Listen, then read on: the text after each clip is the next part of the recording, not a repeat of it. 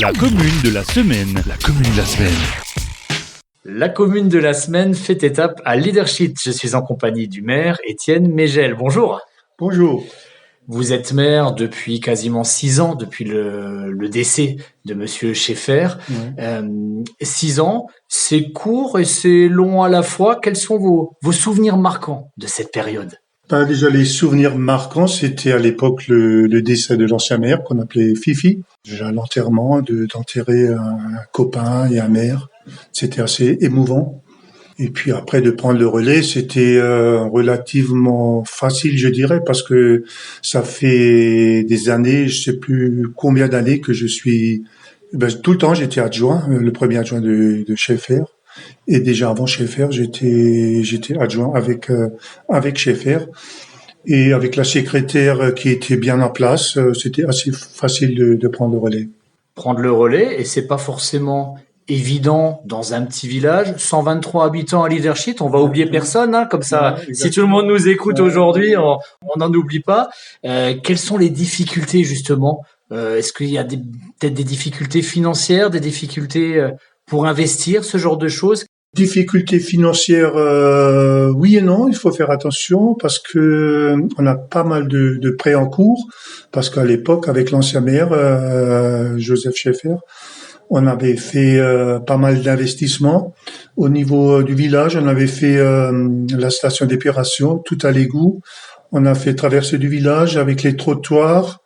On a fait des enterrements de réseau, une partie du village.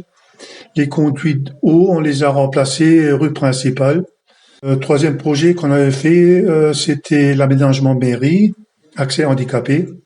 Tout ça, il fallait les payer avec des gros prêts.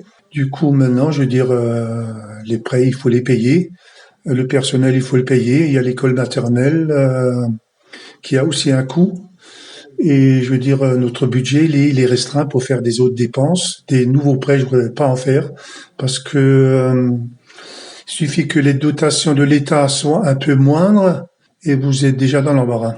Quelque part, faut pas dépenser l'argent qu'on n'a pas. C'est un peu Voilà, la gestion en bon père de famille, comme on dit. C'est comme dans un ménage. C'est comme dans un ménage. Mais il y a tout de même des projets, notamment un renouvellement de l'éclairage, je crois. Exactement. Parce que là, on a refait un devis, on n'a pas encore les subventions. Sans les subventions, on ne pourra pas se lancer. Mais dès que les subventions nous ont promis une réponse au mois de septembre, dès qu'on aura les subventions, ça va peut-être suffire pour faire un nouvel éclairage Donc, en LED. réponse dans quelques jours, donc Ouais. pour cet éclairage basse Mhm. consommation. Et il y a aussi des projets qui demandent pas beaucoup d'argent, mais qui demandent de l'huile de coude, comme on dit. Et je crois qu'il y a notamment un bénévole dans le village qui s'est attelé à faire tout un sentier de randonnée quasiment de A à Z, on peut le dire. Exactement. C'est un Allemand qui a travaillé plus de 500 heures pour faire un sentier de promenade qui fait pratiquement le tour du village en forêt. Ça mène en dessous des rochers. Ça fait 2 heures de balade, 2 heures et demie peut-être. Et c'est un beau chemin à faire. Est-ce que c'est le genre de chemin sur lesquels vous alliez, avant qu'il soit balisé, quand vous étiez gamin à Leadership, vous aimiez vous balader comme ça autour du village? Exactement, mais c'était un chemin qu'on a trouvé par hasard parce que l'Allemand, il voulait faire le chemin plus en bas. Et du coup, il m'a dit, va voir le chemin là-bas, on pourrait prolonger notre sentier. Du coup, j'ai été voir parce que c'était un chemin privé. Et j'ai emmené ma femme pour le voir. Et puis, elle était plus en haut et en cherchant des champignons, elle m'a dit, monte, c'est tellement joli en haut. Et il y a plein de rochers. Et le lendemain, j'ai montré au Vater Heinz. Il a dit, demain, je vais commencer. Tellement qu'il était étonné par les rochers et puis le sentier qu'on pourrait faire. Et il a fait un sentier. D'ailleurs, les gens qui ne connaissent pas Leadership et qui viennent pour la première fois sont souvent étonnés. On monte, on est quasiment en secteur montagne, on pourrait dire, on y reviendra tout à l'heure en parlant d'urbanisme. Ouais. On a une belle vue, on domine la situation, des prairies, des forêts autour. C'est un site magnifique, Leadership. Exactement.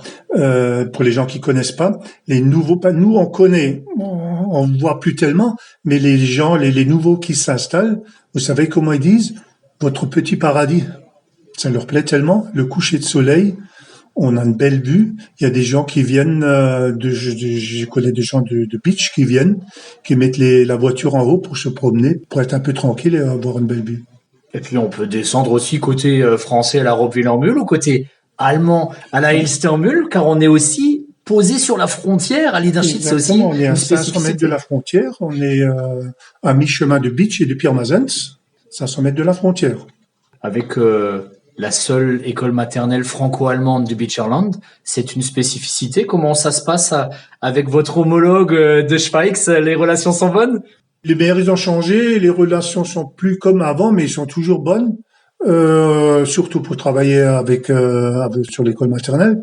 Je veux dire que c'est quand même une école qui est unique en son genre, puisqu'il y a une salle de classe allemande, une salle de classe française, et pendant l'après-midi, il faut un échange. Pendant le temps de Covid, il y avait les maîtresses qui faisaient l'échange, il y a le maîtresse qui allait de l'autre côté, mais en général, ça se passe relativement bien. Et c'est un avantage pour les régions frontalières pour apprendre aux élèves la langue du voisin. Vous avez parlé du Covid à l'instant. Le Covid qui a donné quelques idées à certaines personnes, car il y a des maisons qui se sont vendues récemment à Liederschied. Exactement. Toutes les maisons qui étaient en vente, depuis qu'il y a eu la pandémie, toutes les maisons se sont vendues. Il y avait plus de maisons à vendre. Et malheureusement, comme d'autres villages, vous vous êtes retrouvés un peu en difficulté. On en a parlé tous les deux hors antenne avec le PLUI qui a été retoqué. Et du coup, ça bloque un peu l'installation de jeunes couples qui aimeraient venir dans le village. Exactement. Il y a encore des jeunes couples qui voudraient s'installer à Liederschied, des enfants du village. Et on est bloqué sur une situation où on n'arrive pas à débloquer. On avait fait à l'époque un PAE, un plan d'aménagement d'ensemble, qui aujourd'hui n'est plus valide ou ils le valident plus. Ils disent que c'était juste à l'époque une solution financière. Et je veux dire, à l'époque, il y a 20 ans à peu près, il y a la commune qui a investi pas mal d'argent dans tous les réseaux, même subventionnés par le département. Et maintenant, on nous bloque sur cette rue, on nous laisse plus construire sous prétexte qu'on prend trop d'espace. Et pour nous, c'est un peu dommage.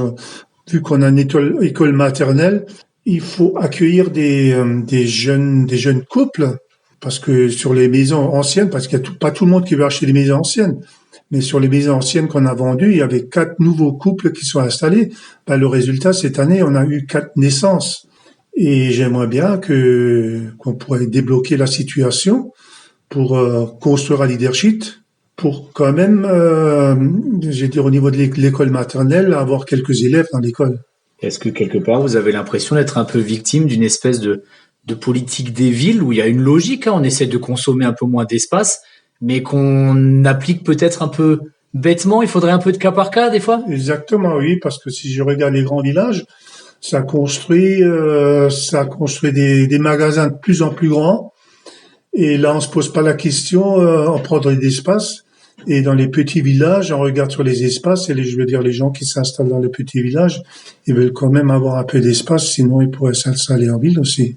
Vous aussi, vous avez besoin d'espace au milieu de vos poules et de vos moutons quand vous rentrez de la mairie ou du travail, car vous êtes encore actif. J'imagine que les journées doivent être longues avec toutes ces occupations. Je suis actif dans tous les sens. J'ai un peu une mini ferme que j'ai fait visiter tous les ans à l'école maternelle. Ils viennent pour voir les petits lapins, les poussins et puis les petits moutons. Ça leur fait plaisir. Et puis j'ai pas mal d'occupations à la maison. J'ai le jardinage et puis je fais un peu de cuisine aussi. J'ai de quoi m'occuper. Donc pour vous, à Liederschied, vous êtes un homme heureux. Exactement. Étienne Mégel, maire de Liederschied pour Studio 1. Merci beaucoup. Merci à vous.